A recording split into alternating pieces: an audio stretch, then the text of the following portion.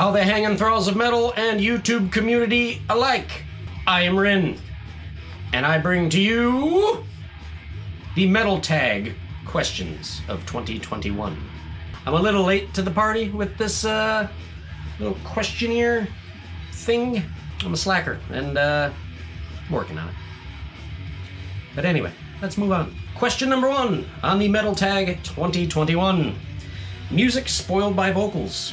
I'm probably gonna get a little backlash from this, but Dream Theater. James LaBrie may be named after a soft cheese, but his vocals pull me under into a place I don't want to be. I mean, you got Petrucci, you got Portnoy, you got the other guy. That guy bothers me sometimes too. Yeah, you can play the keyboards. Awesome. Calm down. If I wanted to hear Dream Theater without vocals, I'd listen to Liquid Tension Experiment. Maybe I will.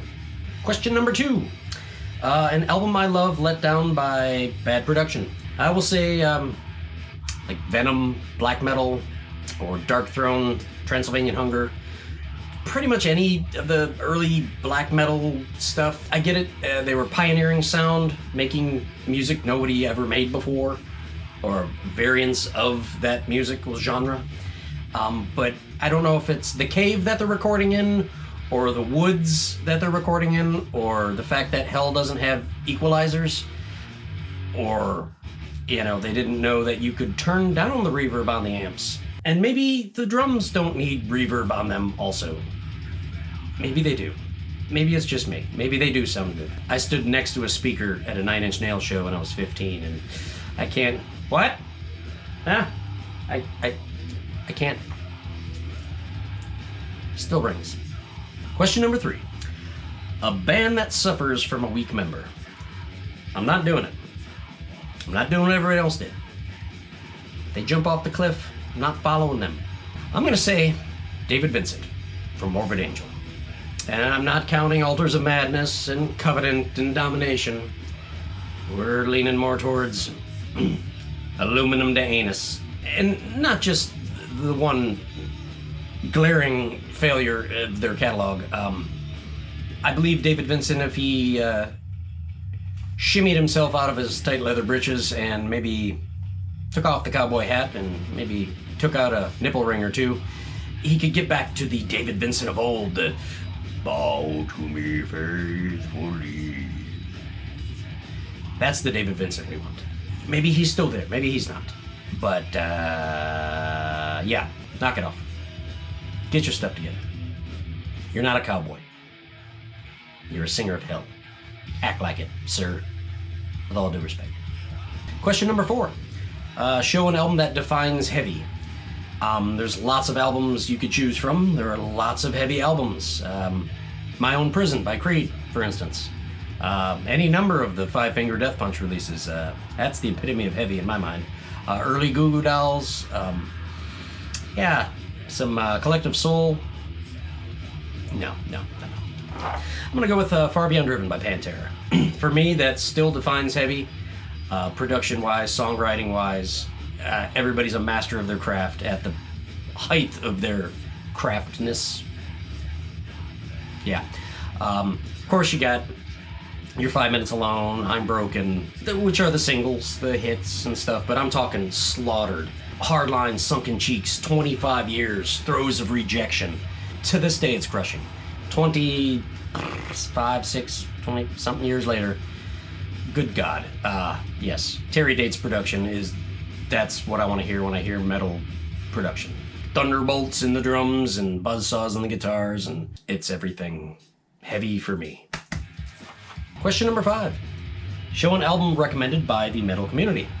For me, the metal community is the Fox Force 5, if you will, that is Thralls of Metal, and all of my partners in criminalities of the metallurgy. They turned me on to Gatecreeper, Beast, and Enforced. I would probably say Enforced the most because, good God, I want to break things. Now, the camera. Bought a shirt. Yes, Enforced is fantastically brutal kick in the jowls makes my man tits sweat. Yes. Enforced. Question number 6. Show an album that takes your musical taste in a different direction. Call me a sissy. Tori Amos, Little Earthquakes. Gets me all in the junior high emo feels. Songs like Silent All These Years and Crucify and Winter and Precious Things. I just want to light a candle and cozy up with a blankie and a nice cup of hot tea and think about that bitch in junior high who wouldn't acknowledge my feelings. Silent all these years. No. Men, metal, men. Yeah, Tori Amos. Pretty much her first 4 albums. Little Earthquakes, Under the Pink, Boys for Pele, Choir Girl Hotel. Yeah, what can you do? But, listen to some Mahi God after that to balance yourself out, Question number 7. A gem in my collection. I wasn't sure if this referred to an album in your collection or just a random piece of memorabilia or a favorite t-shirt or hat or boxer brief or something. But I picked something which I'm going to explain before I show it. It's my penis. It's not impressive, but you're going to see it anyway. I'm kidding. When Pantera's Great Southern Trendkill came out in May of '96, Jesus. Inside the liner notes, you could send a self-addressed stamped envelope to their fan club, and they would send you a poster in the mail in the envelope which you provided. They sent this kind of odd poster. It's a group photo. It's got a purple border on it, but it's awesome. It's limited edition, whatever. But fast forward a few months later, November 22nd, 1996, Pantera played the Toledo Sports Arena with Neurosis and Biohazard. However, before that show, they did an in-store in town, and I took my limited edition Great Southern Trendkill poster to have all 4 members of Pantera sign it.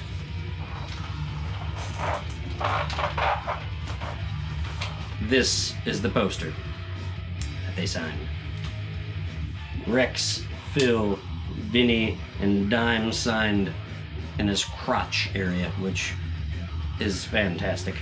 I've had this poster since 1996, so a couple of years, a few months, a couple of days. I've since had it professionally framed in a $120 frame with UV protectant, because it's got a fold crease in it and some water damage over the years when I was not as responsible, but this is my most prized possession. When I leave this planet and this realm, it's coming with me. If they bury me, they gotta bury me like this. If they burn me with this, because it's coming with me. Nobody's getting this. You can't have this. It's mine.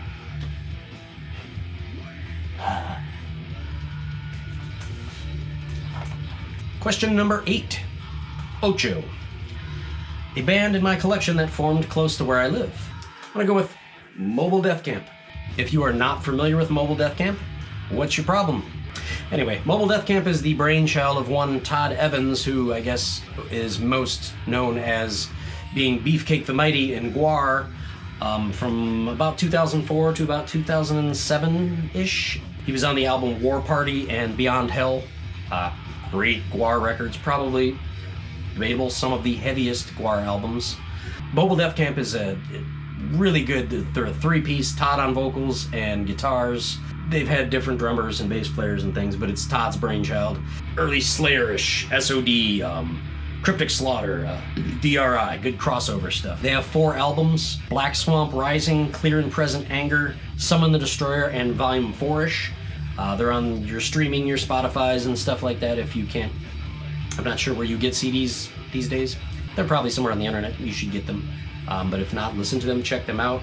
Todd is also known, for me, from a local band called the Porn Flakes, and if you can find any of that stuff, it's great. It's like Gwar meets, I don't know, the Skatenicks? Remember those guys? No? I don't know. Yeah. Mobile Death Camp, all day. Death to False Metal, yeah. Question number 9. An album I reach for melody-wise. There's quite a few, I would say, but I guess I'll go with Faith No More's King for a Day. You got heavier songs on there like Digging the Grave and Ugly in the Morning, but melody-wise, Evidence, Take This Bottle, Just a Man, the soaring vocal melodies of Mike Patton in those tunes is just amazing. Roddy Bottom on the keyboards, just the melody just soars, and the whole album is up and down emotion-wise. But yeah, the more melodic aspects of that record are just woo, titty. Just a Man. And every night. Yeah, come on now. You gotta love Patton and everything he does. Question number 10. An album in my collection I'd sell first. Well, I don't have as many CDs as some people. I have some vinyls, but not as many as some people. I guess I would say Born in the USA by Bruce Springsteen. I don't know. The album covers a picture of his tushy. Americana, obviously the title song. Glory Days, Glory Days. Dancing in the Dark. Courtney Cox. No, nothing. Song I'm on Fire. Hey little girl, it's daddy home, daddy going here all alone. I got a bad desire.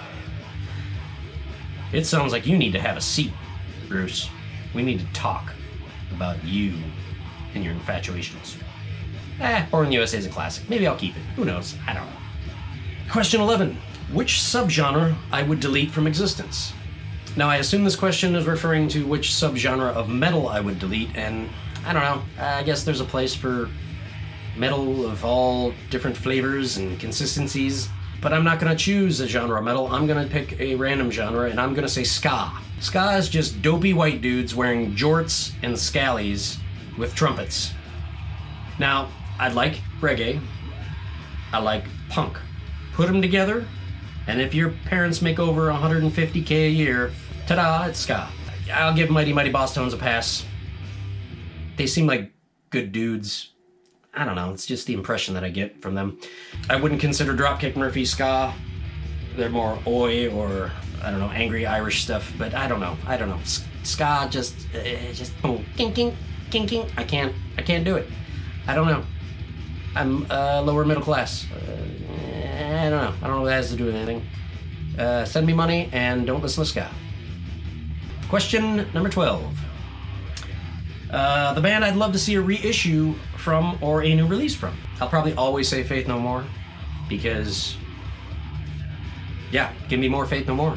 I didn't think we'd ever have an album after album of the year, and we got Soul and Viticus, and it's just like all the other Faith No Mores. Great. I'd like to see the original lineup of Biohazard get back together. Evan Seinfeld come back in the band with Billy Grazade, Bobby Hamble, and Danny Schuler. Bring back Biohazard, the original lineup, and go on a tour of an anniversary of Urban Discipline or State of the World, or write some new stuff. Love to see it. You got my money. However much you're charging, I'll find it. Brooklyn, New York, in your face. Question 13. Which 80s metal act would you like to see a comeback from? There's probably quite a few, but I'm thinking more of 80s bands, more of like 80s hair metal. I would love to see Skid Row rejoin with Sebastian Bach. Skid Row without Sebastian Bach, I saw them open up for Kiss in '96. Nah, pass. A pass on that. I mean, listen guys, come on. Snake, Rachel, if that's your real name, other dude, just bite the bullet, take separate buses. You don't even have to see each other, just on stage. And once Sebastian crams his hiney into them leather pants, yeah, play Monkey Business. Play Slave to the Grind. Do I Will Remember You. I want to see it again. It would be cool. I think so. People want to see it. Some people. I do. I'm a person. Am I a person? Am I a robot? Am I a synth? Anyway. Question 14. Show an alternate variation of an album cover. I'm going to go with Black Label Society's Sonic Brew, the first album with Zakk Wylde's Black Label Society. The original album cover, which is probably somewhere, was a takeoff of the Johnny Walker Black Label whiskey bottle. Looked awesome. It was cool. Apparently Johnny Walker did not enjoy it so much, and they said, Zach, and he said, huh? And he said, stop it. And he said, all right. And they re-released the album with the traditional Black Label logo, the skull with the banner, Black Label Society, SDMF, yeah, which is an awesome logo too, but the original cover was pretty sweet. Johnny Walker, can't afford it. I heard it's very tasty. Question number 15, a band that defines metal. I'm going to have to say Slayer, because Slayer is metal, and in my eyes they have done no wrong in the metal thing. Say what you will about Diabolus and Musica, I enjoyed it just as much as I did Hell Awaits. Slayer, everything about them, never did clean vocals. Tom Araya, King, Henneman, Lombardo, Bowstaff, carve it into your arm, and, yeah, that would probably hurt. You know, Slayer. Number 16, my most metallic album cover. I know some people were doing like Reinventing the Steel because it's metal and like actual metal, like metal. I don't know. But I'm gonna go metal as Goblet of Metal. I will say Sepultura Arise. There's a whole lot of metal things happening. Tentacle eyeball monsters and wolf heads and fire and different things. Michael Whalen designed that cover. It's a version of Lovecraft, the Yog Sothoth, which is a hideous metal-looking creature with tentacles and eyeballs and wolf heads and whatnots and bubbling oozy things. And yeah, Sepultura Rise. There's a lot of things going on in that. If you get a monocle or a jeweler's doodad, I can probably see some pentagrams or some more evil stuff hidden in there that you're not exactly sure. But yes, if you're not familiar with Arise, shame on your parents for raising a sissy. Number 17, a band I disliked at first but now highly regard. Obituary. Now, I did not like Obituary at first for quite a while. The vocals. It's the vocals. John Tardy. I don't care. However, as I've gotten older and my musical tastes have matured and evolved, and I've seen them live, and I can't imagine Obituary without his vocals now, and I thoroughly enjoy them. It's ridiculous in the best way possible. It's over the top in the best way possible. I do care now about Obituary, and don't change. Don't change. I did not catch their live stream, but my cohorts did, and apparently it's really awesome. And I don't know if it's on the tubes of you, but if it is, I want to check it out, and you should check it out and support Obituary. And yeah. Number 18, a band I liked at first but now disregard. I'm going to have to flash back to the late 90s and early 2000s when there was copious amounts of pot and we wore very large pants for no reason whatsoever, and I don't know why and I can't defend it, but you know, like Limp Bizkit, $3 Bill Y'all, Disturbed, Stain's first couple of albums, Torment with the knife and the Bible. He had a good growl. Then they had a hit, and that's what they did. I can't tell you the last time I listened to Stained on purpose, but it's been a while.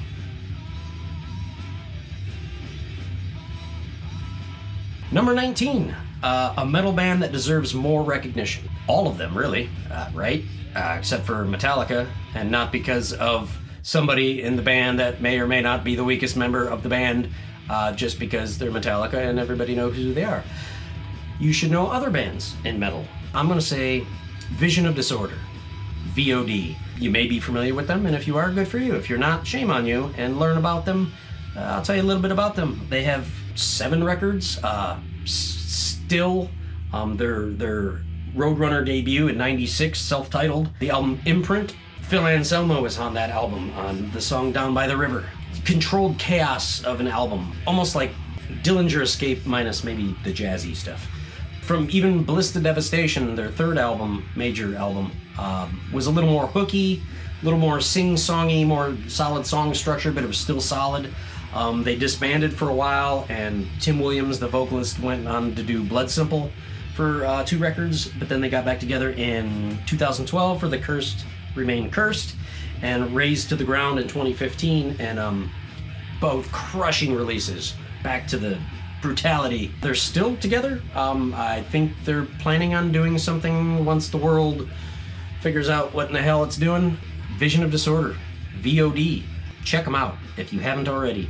And even if you have already, listen to them again. They're still good. Okay, last question for this list. The 20th question of the Metal Tag 2021. My number one holy grail going into 2021. Well, we're 4 months into 2021. Not much has changed since last year.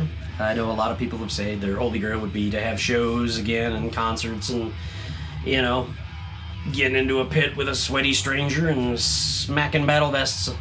I'm a pessimist, and I don't know if that's ever going to happen again, but that's just me. Maybe it will, maybe it has already.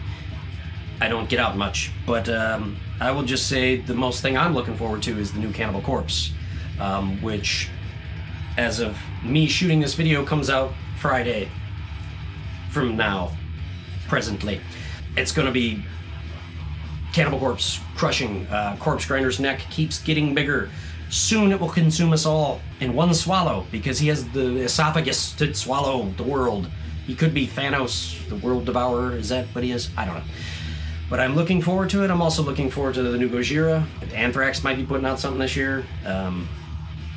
Soulfly. Anything Max probably has a couple albums coming out. Thank you for everything you do. Yeah, I guess that about wraps up the metal tag list for me. Rin, that's me, you're you. As always, us here at the Thralls are whores for likes, subscribes, comments, questions, concerns, and general firm handshakes. Maybe elbow bumps. We have a Patreon now, so we'll be doing stuff with that. Stuff that you won't see on YouTube, stuff you can only find on OnlyFans, Patreon. Yeah, some outtakes, some funny stuff, some podcast type stuff. Maybe we won't talk about metal. Maybe we'll talk about chili recipes, or maybe we'll talk about how Bob Ross's mountains make us feel deep inside and on the cockles of our hearts. Maybe we'll just breathe and you'll enjoy it. Or not. But if you do, check us out on Patreon. Check us out on the YouTubes. Well, you are currently, aren't you? Silly me. Anyway, I'm Rin, and on behalf of the Thralls of Metal, good luck.